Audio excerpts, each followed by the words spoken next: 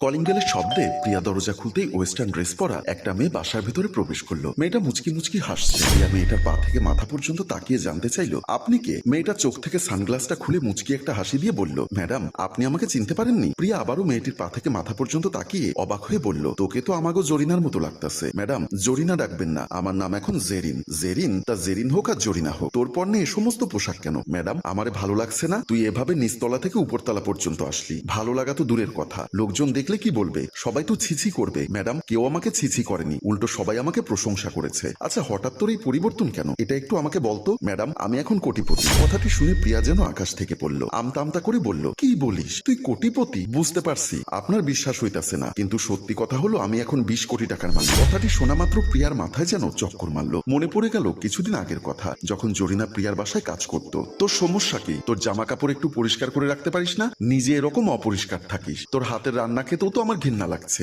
Madam আপনি এত বড় কথা বলতে পারলেন। আমি গরিব হতে পারি, কিন্তু জরিনা আপনাকে অপরিষ্কার ভাবে রান্না করে খাওয়ায় না। তোর লেকচার ভালো লাগছে না, তোকে যেটা বলছি সেটা কর। ঠিকভাবে তোর জামা কাপড়গুলো পরিষ্কার করবি, আমারগুলো পরিষ্কার করে দিবি। আপনাকে কতবার বললাম যে ওয়াশিং মেশিনটা নষ্ট, আর একটা ওয়াশিং মেশিন কিনুন, কিন্তু আপনি তো আমার কথাই শুনলেন না। এখন টাকা নেই, টাকা হলে কিনবো। আপনি এত টাকার মালিক হয়ে বলেন টাকা নেই। আমার যদি টাকা থাকতো তাহলে এরকম 10টা বাড়ি কিনা ফেলাইতাম। তোর টাকা নেই বলেই তুই আমার বাড়িতে কাজ করিস। এখন চুপচাপ কাজ কর। ম্যাডাম অনেক বড় অপমান করলেন। আপনি হয়তো জানেন না কপাল খুলতে আর লুঙ্গির গিট্টু খুলতে সময় লাগে না, কিন্তু এটা কিভাবে সম্ভব? ম্যাডাম উপরেওয়ালা চাইলে সবই সম্ভব। আপনিও চাইলে আমার মতো কোটিপতি হতে পারেন, কিন্তু কিভাবে? চলুন বাসার ভেতরে চলুন, আমি বড়লোক কিভাবে হয়েছি সেই ঘটনা আপনাকে খুলে বলি। আচ্ছা ঠিক আছে চল না চলো। দুজন ড্রয়িং রুমের ভেতরে প্রবেশ করলো। অপু গেটে ঢুকতেই দারোয়ান ফাহিম বলল, স্যার। ছি ছি ছি। অপু অবাক হয়ে বলল, কি ছি ছি? স্যার আমার বলতে খুব লজ্জা লাগছে, আপনার বাসায় ছোট ছোট ড্রেস পরে একটা মেয়ে এসেছে। ফ্ল্যাটের সবাই দেখে ছি ছি করছে। অপু অবাক হয়ে বলল, কি বলিস তুই? আমি যা বলছি সত্য বলছি। আপনি বাসায় গিয়ে তাড়াতাড়ি ওকে এই বাড়ি থেকে বের করে দিন।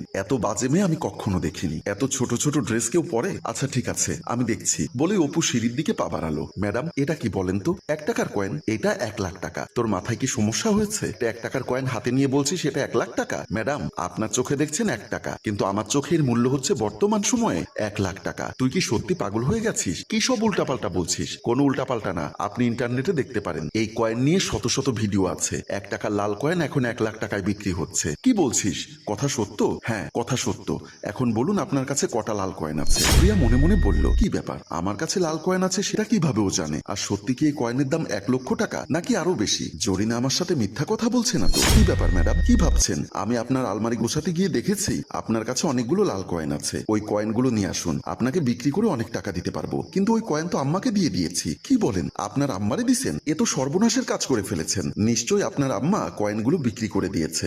একটা কাজ করুন, তাড়াতাড়ি আপনার আম্মাকে ফোন দিন। আচ্ছা ঠিক আছে, আমার মোবাইলটা বেডরুমে, আমি আম্মাকে ফোন দিচ্ছি, তুই এখানে বস। বলেই সোফা থেকে উঠতে যাবে, জেরিন প্রিয়ার হাত ধরে টান দিয়ে আবার বসিয়ে কানের কাছে মুখ নিয়ে কি যেন ফিসফিস করে বলতে লাগলো। প্রিয়া জেরিনের কথাগুলো শুনে প্রিয়াও মাথা নাড়াতে লাগলো। তারপর প্রিয়া বসা থেকে উঠে দৌড়ে বেডরুমের দিকে চলে গেল। জেরিন মুচকি মুচকি হাসছে। প্রিয়া দৌড়ে বেডরুমের ভেতরে প্রবেশ করে ড্রেসিং টেবিলের উপর থেকে মোবাইলটা হাতে নিয়ে তাড়াহুড়ো করে তার মায়ের নাম্বারটা বের করে তার মাকে কল দিল। আফসানা খানম অপর প্রান্ত থেকে কলটা রিসিভ করতেই প্রিয়া অস্থির হয়ে বলল, মা তুমি আমার লাল কয়েনগুলো নিয়েছিলে না? সে কয়েনগুলো কোথায়? কিসের কয়েন? মা তুমি জায়গায় পোল্টি খেলে আমার কাছ থেকে কতগুলো কয়েন নিয়ে গেলে, এখন বলছো কিসের কয়েন? আহা তুই রাগ করছিস কেন? আমি বুঝতে পারছি না কিসের কয়েনের কথা বলছিস। মা 1 টাকার লাল কয়েন। ও 1 টাকার লাল কয়েন? ওই কয়েন তো তোর আব্বু আমার কাছ থেকে চেয়ে নিয়েছিল। কথাটি শুনে প্রিয়ার মনটা ভেঙে গেল। তার মায়ের সাথে উচ্চস্বরে বলল, তুমি এটা কি করেছো মা? কেন তুমি আব্বুকে দিয়েছো? এখন আব্বু কয়েন যদি বিক্রি করে ফেলে? বিক্রি করে ফেলবে মানে কি মা? ওই কয়েন এক একটার দাম এখন 1 লক্ষ টাকা। আফসানা খানম অবাক হয়ে বলল, তোর মাথায় কি সমস্যা হয়েছে? 1 টাকার একটা কয়েনের দাম 1 লক্ষ টাকা হয় কিভাবে? কিভাবে হয় সেটা তুমি বুঝবে না, আগে বলো আব্বু কোথায়? তোর আব্বু তো একটু আগে বাহিরে গেল। এখন আমি পাগল হয়ে যাব। আমি তো তোর কথা শুনে এখন পাগল হয়ে গেছি। 1 টাকার কয়েন কিভাবে 1 লক্ষ টাকা হয়? এত কথা এখন মোবাইলে বলতে পারবো না, তুমি ফোন রাখো, আমি তোমাদের বাসায় আসছি। বলেই কলটা কেটে দিয়ে মনে মনে কি যেন ভাবতে ভাবতে বেডরুম থেকে বের হয়ে গেল। প্রিয়া রুম থেকে বের হতেই জেরিন সামনে দাঁড়ালো। জেরিন বলল, আপনার মাকে কয়েন নিয়ে আসতে বলেছেন? আসতে বলে আর কি করব, কয়েনগুলো মা আব্বুকে দিয়ে দিয়েছে। কি বলেন? এ তো সর্বনাশের কথা। কথা। এখন কি করবেন? তুই আমার সাথে চল, আমি বাবার বাসায় যাচ্ছি। আপনার বাবার বাসায় যেতে আসতে তো প্রায় 2-3 ঘন্টা লাগলে সমস্যা কি? কয়েনগুলো আব্বুর কাছ থেকে নিয়ে তোকে দেবো, তুই আমাকে টাকার ব্যবস্থা করে দিবি। কিন্তু আমার কাছে তো এখন এতগুলো টাকা ক্যাশ নেই। আপনি একটা কাজ করুন, আপনি চলে যান, আপনার বাসাটাই আমার জন্য নিরাপদ। আমি আমার বন্ধুকে দিয়ে 50 লাখ টাকা আপনার বাসায় নিয়ে আসছি। তত সময় আপনি আপনার বাবার বাড়িতে গিয়ে কয়েনগুলো নিয়ে আসুন। মন্দ বলিসনি। তাহলে তুই বাসায় থাক, আমি বাবার বাসায় যাচ্ছি। আর শোন, আমার যতটুকু জানা আছে ওখানে প্রায় 60-70টা কয়েন হবে। তুই একটু বেশি টাকার ব্যবস্থা কর। জেরিন হাসি মুখে বলল, আচ্ছা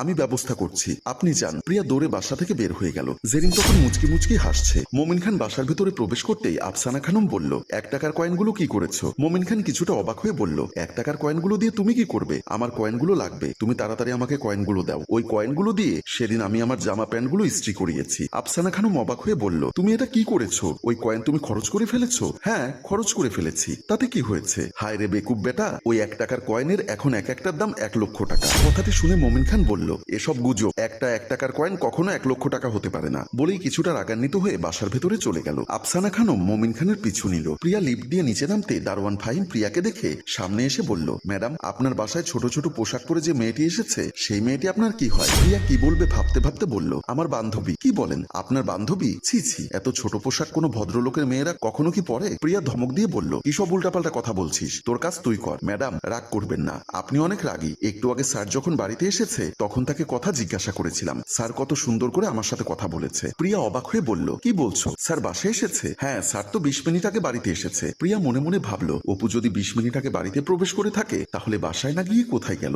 এমন সময় প্রিয়ার হাতে থাকা মোবাইলের রিংটোন বেজে উঠল। প্রিয়া কলটা রিসিভ করতে অপর প্রান্ত থেকে প্রিয়ার মা বলল, তোর বাবা তো কয়েনগুলো জামাইয়ের বন্ধু সাইফুলকে দিয়ে দিয়েছে। প্রিয়া কথাটা শুনে অবাক হয়ে বলল, কি বলছো? সাইফুলকে কেন লাল কয়েনগুলো দিয়েছে? সাইফুলের কি যেন কাজে লাগবে, সেজন্য তোর বাবাকে অনুনয় বিনয় করে কয়েনগুলো নিয়ে নিয়েছে। সর্বনাশ করেছো, বাবা এতটা বোকা জানতাম না। বাবা কি জানে না এক একটা লাল কয়েনের দাম এখন লাখ টাকা? এখন ফোনটা রাখো। বলি রাগ করে প্রিয়া কলটা কেটে দিল। ফাহিম লাল কয়েনের কথা শুনে প্রিয়াকে বলল, ম্যাডাম, আপনাকে কোন গর্ধবে বলেছে একটা লাল কয়েনের দাম 1 লক্ষ টাকা? প্রিয়া ধমক দিয়ে বলল, তুই কি বেশি জানিস? ম্যাডাম, কে আপনাকে বলেছে তা জানি না, কিন্তু যে বলেছে সে একজন প্রতারক। এরকম লাল কয়েন 1 লাখ টাকার কথা বলে অনেকে সাধারণ মানুষের সাথে প্রতারণা করছে। আমার কাছেই তো প্রায় 50টা লাল কয়েন আছে, আপনার লাগলে বলবেন, আমি 50 টাকায় আপনার কাছে বিক্রি করব। বলেই ফাহিম মেইন গেটের দিকে চলে গেল। প্রিয়া ফাহিমের কথা শুনে অনেকটা দ্বিধাদ্বন্দ্বের মধ্যে পড়ে গেল। টেনশনের ভাঁজ পড়ল কপালে। মনে মনে বলল, কিছুই বুঝতে পারছি না, কার কথা বিশ্বাস করব সেটাই তো বুঝতে পারছি না। আগে বাসায় যাই, তারপরে আসল রহস্যটা বের করার চেষ্টা করি। বলেই আবার লিফটের সুইচে চাপ দিল। বেডরুমের বিছানায় জেরিনকে জড়িয়ে ধরে জেরিনের দিকে অপলক দৃষ্টিতে তাকিয়ে আছে অপু। এ যেন পড়ে না চোখের পলক। হঠাৎ দুজনে হাহা করে হেসে উঠল। জেরিন বলল, আমার প্ল্যান সাকসেসফুল। আমি কি কিছুই করিনি? তোমাকে জরিনা থেকে আমি কিন্তু জেরিন বানিয়েছি। তুমি এই বেডরুমে আমার সাথে একান্ত সময় কাটাতে চেয়েছিলে, সেটা কিন্তু আমি সাকসেসফুল করেছি। মিস্টার অপু, সবকিছুর বুদ্ধিদাতা কিন্তু আমি, কথা কিন্তু সত্য। কিন্তু এবার বলো তো, 1 টাকার লাল কয়েনের কি হবে? জেরিন হাহা করে হেসে উঠল। প্রিয় ভিউয়ার্স, আমরাও তো জানতে চাই এই লাল কয়েনের কি হবে, আর অপুর সাথে জরিনা নামের জেরিনের এই অবৈধ সম্পর্কের মানে কি, এর মধ্যে কি রহস্য লুকিয়ে আছে? প্রিয়া তো বাসার দিকে আসছে, এখন এদের কি হবে? সবকিছু জানতে চাইলে দ্বিতীয় পর্বের জন্য অপেক্ষা করুন। আর গল্পটি ভালো লাগলে লাইক, কমেন্ট ও শেয়ার করে আমাদের সাথেই থাকুন। গল্পটির রচনায় ফেরদৌস অপু, পরিচালনায় মোশাররফ হোসেন মৃদুল।